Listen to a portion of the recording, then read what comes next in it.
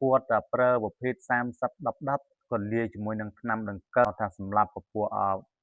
មូសទេសម្រាប់សត្វល្អិតហ្នឹងទៅហើយនៅពេលដែលគាត់លាយ3មុខហ្នឹងគាត់បាញ់ហើយគឺបាញ់នៅតែអត់ចេញបាទដោយសារតែវាអត់ចេញគឺដោយសារតែវាមានជំងឺជាប់តោងនៅក្នុងស្លឹកនៅក្នុងប្លុកនិយាយអំពីស្វាយចន្ទីតាថាតើដំបូងហ្នឹងគឺយើងត្រូវប្រើថ្នាំអ្វីដើម្បីឲ្យចំគោលដៅឆាប់ចេញត្រួយលឿនប៉ុន្តែគឺខ្ញុំបាទអត់និយាយរឿងចម្រុះរឿងការបាញ់ទាញត្រួយធម្មតាហើយដើម្បីឲ្យត្រួយលឿនគឺបងប្អូនអាចប្រើជាមួយនឹង30 10 10បាទ30 10 10គឺយើងបូកជាមួយនឹងថ្នាំជំងឺក៏បានបាទអាហ្នឹងគឺករណីនេះគឺ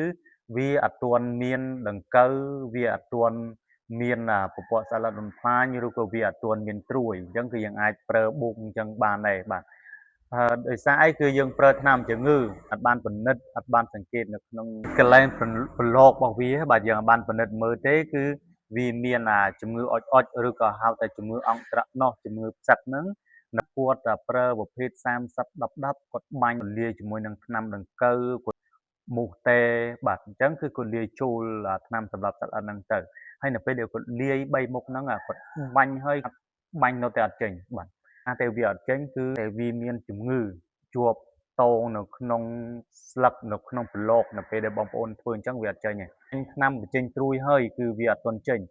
អត់ទាន់ចេញទេគឺបងប្អូនអាចប្រើប្រាស់ថ្នាំជំងឺស្លឹកនឹងក្រហមហើយប៉ុន្តែគឺវាអត់ព្រមចេញត្រួយលឿនគឺបងប្អូនអាចបាញ់ថ្នាំជំងឺបន្ថែមបាទចំណុចទាំងនេះគឺខ្ញុំនិយាយដោយសារគឺកុំឲ្យបងប្អូនយកថ្នាំទៅបាញ់ហ្នឹងគឺខាតលុយបងប្អូនអញ្ចឹងគឺយើងដាក់ឲ្យចំចំណុចប៉ុន្តែទោះឲ្យយើងសង្កេតមើលចន្ទីរបស់យើងដែរណាថាចន្ទីរបស់យើងហ្នឹងគឺមានជំងឺអត់បាទហើយបើសិនណាបងប្អូនចង់ដឹងអំពីរបៀបមើលចន្ទីហ្នឹងគឺបងប្អូនអាចផ្ញើរូបមកpage របស់ខ្ញុំបានឬក៏តាម Telegram របស់ខ្ញុំបានបាទអញ្ចឹងគឺខ្ញុំមើលឲ្យ free បាទ